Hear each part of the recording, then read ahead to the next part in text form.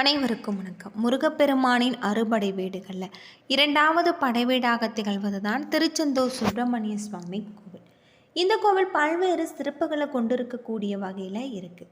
இந்த கோவிலில் தைப்பூசத்தின் போது நடந்த பல அதிசயங்களையும் ஆச்சரியங்களையும் பற்றி தான் தெரிஞ்சுக்க போகிறோம். வீடியோ ரொம்பவே பயனுள்ளதாக இருக்கும். வீடியோவை கடைசி வரைக்கும் ஸ்கிப் பண்ணாமல் பாருங்கள். நம்ம சேனலில் நீங்கள் இன்னும் சப்ஸ்கிரைப் பண்ணலைன்னா மறக்காமல் சப்ஸ்கிரைப் பண்ணிடுங்க. முருகனுக்கு அரோகரா, கந்தனுக்கு அரோகரா அப்படின்னு சொல்லிட்டு மறக்காமல் கமெண்ட் பண்ணுங்கள். இந்த ஆண்டு தைப்பூச திருவிழாவை முன்னிட்டு திருச்செந்தூர் சுப்பிரமணிய சுவாமி கோவிலில் அதிகாலையில் 1 மணிக்கு நடை திறக்கப்பட்டு 1:30 மணிக்கு விஸ்வரூப தரிசனம், 2 மணிக்கு உதய மாத்தாண்டார் தரிசனம் நடைபெற்றது. தொடர்ந்து சுவாமி கடலில் நீராடும் தீர்த்தவாரி நிகழ்ச்சி நடைபெற்றதாக சொல்லப்படுது. அது மட்டும் இல்லாமல் இங்கு உச்சிக்கால பூஜை தீபாராதனை முடிந்த பிறகு சுவாமி அலைவாய்வு கந்தப்பெருமான் வடக்கு ரீதியில் தைப்பூச மண்டபத்திற்கு சென்று அங்கு வைத்து சுவாமிக்கு அபிஷேகம் அலங்காரமாகி தொடர்ந்து சுவாமி தனி தங்கமயில் வாகனத்தில் எழுந்தருளி பக்தர்களுக்கு காட்சி கொடுத்துருக்காரு அப்படின்னு சொல்லலாம்.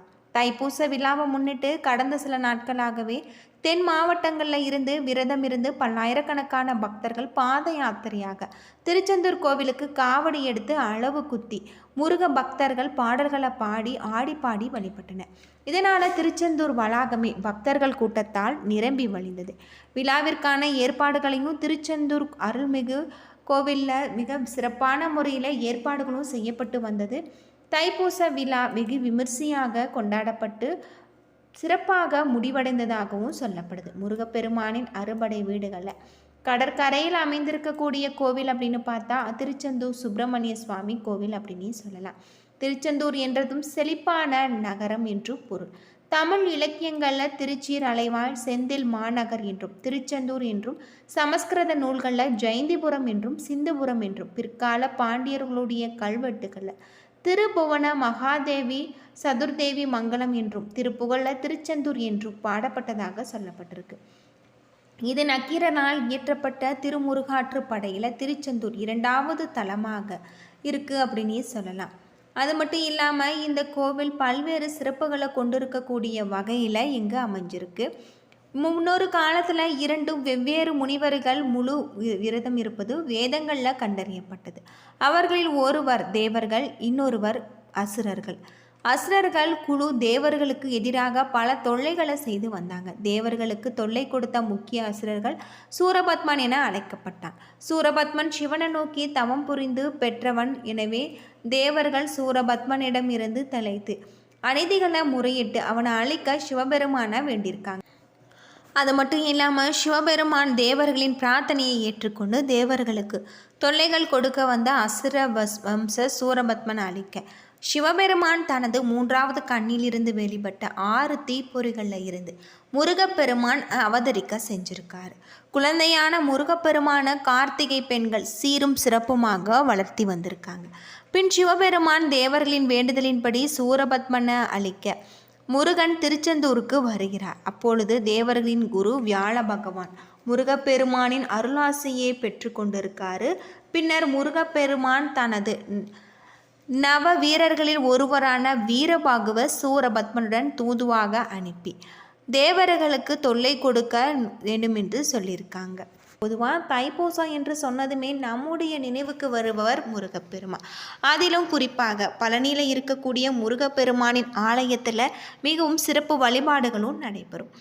இந்த தை மாத பௌர்ணமி தினத்தில் திருச்செந்தூர் கடற்கரையில் ஏராளமான பக்தர்கள் வருவாங்க அப்படின்னு சொல்லப்பட்டிருக்கு. தமிழ் கடவுளான முருகனை கண்டிப்பான முறையில் நாம் தைப்பூச நாட்களில் வழிபடலாம். அவ்வளவு சிறப்புமிக்க தைப்பூசத்தை நம்ம எப்படி பயன்படுத்தி கொண்டால் நம்முடைய வாழ்க்கையில் நன்மைகளும் வெற்றிகளும் ஏற்படும். திருச்செந்தூர் கோவில் பற்றிய பல சுவாரஸ்யமான தகவலை பற்றியும் தெரிஞ்சுக்க போகிறோம். வீடியோ ரொம்பவே பயனுள்ளதாக இருக்கும். வீடியோவை கடைசி வரைக்கும் ஸ்கிப் பண்ணாமல் பாருங்கள். முருகப்பெருமானின் அறுபடை வீடுகளில் 2வது படைவீடாக இருப்பது தான் திருச்செந்தூர் அருள்மிகு சுப்பிரமணிய சுவாமி திருக்கோவில். கடற்கரை கோவிலாக அமைஞ்சிருக்கிறது. முருகப்பெருமானின் படைவீடு அனைத்துமே மலைகளில் அமைந்திருக்கும். இந்த திருத்தலம் வங்காள விரிகுடா அருகில் அமைந்திருப்பது தனி சிறப்புக்குரிய ஒன்று. இந்த கோவில் ஆதி காலங்களில் இருந்து சந்தன மலையில் ஒரு பகுதியாக அமைகிறது. இந்த திருத்தலம் புனிதமாக கருதப்பட்டு வணங்கப்படும் சிறந்த தலங்களில் ஒன்று. இந்த கோவில் தென்மேற்கில் அமைந்திருப்பதாகும். தமிழனின் பண்டைய நூல்களில் குறிப்பிடுவது போல இந்த கோவில் சுமார் 2000 ஆண்டுகளுக்கு மேலான கட்டமைக்கப்பட்டதாக சொல்லப்படுது. திருச்செந்தூர் என்றாலே செழிப்பான நகரம் என்று பொருள். தமிழ் இலக்கியங்களில் திருச்சீர் அலைவாய், செந்தில் நகர் என திருச்செந்தூர் எனவும், சமஸ்கிருத நூல்களில் ஜெயந்திபுரம் மற்றும் சிந்துபுரம் என, பிற்கால பாண்டியர்கள் கல்வெட்டுக்களில் திருபுவன மகாதேவி என பல பெயர்களில் திருச்செந்தூர் அழைக்கப்படுவதாக சொல்லப்படுது. சூரபத்மனை வதம் செய்வதற்காக இங்கு திருச்செந்தூர் முருகன் கோவில் அமைக்கப்பட்டிருக்கு அப்படின்னே சொல்லலாம். தமிழ் கடவுளான முருகப்பெருமானுக்கு சிறப்புக்குரிய இடமாக தமிழகத்தில் 6 இடங்கள் இருக்குது. அறுபடை வீடுகளான திருப்பரங்குன்றம், திருச்செந்தூர், பழனி, சுவாமிமலை, பழமுதிர்ச்சோலை. அறுபடை வீடுகளில் 5 மலைப்பகுதியின் மேல் திருச்செந்தூர் மட்டுமே கடற்கரையில் அமைந்திருப்பது தனி சிறப்புக்குரிய ஒன்றாக இருக்குது. அது மட்டுமல்லாமல் திருச்செந்தூர் முருகப்பெருமான் கோவில் பற்றி அறியாத தகவல்கள் நிறையவே இருக்கு. படையெடுத்து செல்லும் படை வீரர்கள் தங்கும் இடம்தான் படைவீடு. அதன்படி சூரபத்மனை வதம் செய்வதற்காக இங்கு தளபதி வீரபாகு உள்ளிட்ட படை வீரர்கள் தங்கியிருந்த இடம்தான் திருச்செந்தூர் சுப்பிரமணிய சுவாமி கோவில். சூரபத்மன் எனும் அரக்கனை ஐப்பசி மாத வளர்பிறை சஷ்டி என்று தன்னுடைய வைரவேல் கொண்டு வதம் செய்த தினம் கந்தசஷ்டி, சூரசம்காரம் என விமர்சையாக கொண்டாடப்படுவதாகவும் சொல்லப்படுது. அது மட்டும் இல்லாமல் இந்த கோவிலில் சிலப்பதிகாரத்தில் மிக சிறப்பான நூல்களில் 2000 ஆண்டுகள் பழமை வாய்ந்ததாகவும் சொல்லப்படுது. இந்த இடம் திருச்சீர் அலைவாய் என அழைக்கப்படுவதாகும். முன்னுரையில் சொன்னது போலவே அறுபடை வீடுகளில் மலை மீது அமைந்திராத கோவில் கடற்கரையில் அமைந்திருப்பதும் தனி சிறப்புக்குரிய ஒன்று. 150 அடி உயரமுடையதாக இருக்குது அப்படின்னு சொல்லலாம். முருகப்பெருமான் கடற்கரையில் காட்சி தருவது சிறப்புக்குரிய ஒன்றாக இருக்குது அப்படின்னே சொல்லலாம்.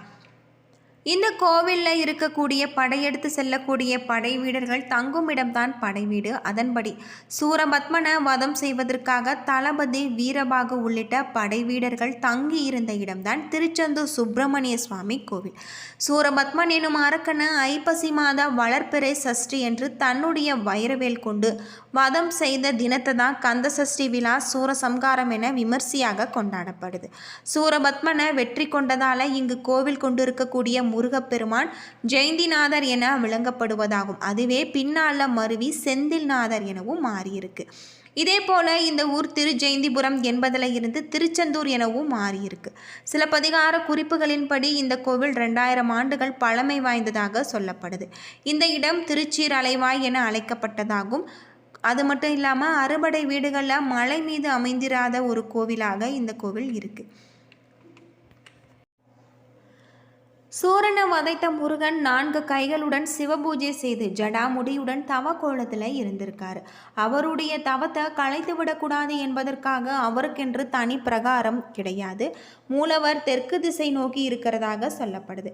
கந்த சஷ்டி விழாவின் கடைசி நாளில் தங்களூர் பெண்கள் தெய்வானையை திருமணம் செய்வதற்காகும்.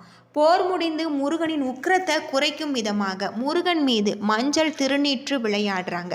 திருச்செந்தூர் கந்த சஷ்டி விழா வெகு விமர்சையாக கொண்டாடப்படுவதற்கு மற்றொரு காரணம் உண்டு. சில முனிவர்கள் உலக நலனை காக்க புத்திரன் வேண்டும் என கருதி ஐப்பசி மாத அமாவாசை என்று தொடங்கி 6 நாட்கள் யாகம் நடத்தி இருந்திருக்காங்க. இந்த கோவில் காலை 5 மணி முதல் இரவு 9 மணி வரை திறந்திருக்கும். திருச்செந்தூர் முருகன் கோவில் 9 கால பூஜைகள் இங்கு நடைபெறுவதாக சொல்லப்படுது. தினமுமே மதியம் உச்சிக்கால பூஜைகள் முடிந்த பிறகு ஒரு பாத்திரத்தில் பால் அன்னம் எடுத்துக்கொண்டு மூலத்தாளத்துடன் சென்று கடற்கரையில் கரைப்பாங்க. இதற்கு கங்கை பூஜை என அழைக்கப்படுவதாக சொல்லப்படுது. தீபாவளிக்கு மக்கள் அனைவருமே புத்தாடை அணிந்து கொண்டாடுவது வழக்கம். அதே போல இந்திரனின் மகனான தெய்வானையை முருகன் மனம் முடிப்பதால் இந்திரன் புத்தாடை எடுத்து தருவதாகவும் நம்பப்படுது. வைகாசி விசாகத்தின் போது நோன்பு வைத்து காவடி, பால்குடம், அபிஷேகம் போன்றவற்றை இறைவனுக்கு படைக்கிறாங்க. பக்தியுடன் முருகப்பெருமான அபிஷேகம் செய்து வணங்குவதன் மூலம் நம்முடைய மனக்கவலைகளில் இருந்து விடுபட முடியும் என நம்பப்படுது. கந்தசஷ்டி விரதம் இருப்பதால் திருமணம் ஆகாதவர்களுக்கு திருமணம் பாக்கியம், குழந்தை இல்லாதவர்களுக்கு குழந்தை பாக்கியம் கிடைப்பதாக சொல்லப்படுது. பல்வேறு சிறப்புகளை கொண்டிருக்கக்கூடிய ஒரு கோவிலாக தான் திருச்செந்தூர் சுப்பிரமணிய சுவாமி கோவில் அமைஞ்சிருக்கு. இங்கு சென்று நாம் முருகப்பெருமானை வழிபடுவதன் மூலம் நம்முடைய வாழ்க்கையில் இருக்கக்கூடிய அனைத்து விதமான பிரச்சனைகளும் தீரும் அப்படின்னு சொல்லலாம். என்ன நண்பர்களே, இந்த வீடியோ உங்களுக்கு பயனுள்ள தகவலை தந்திருக்கும்னு நினைக்கிறேன். வீடியோ பிடிச்சிருந்தா லைக் பண்ணுங்கள், ஷேர் பண்ணுங்கள், கமெண்ட் பண்ணுங்கள். நன்றி நண்பர்களே.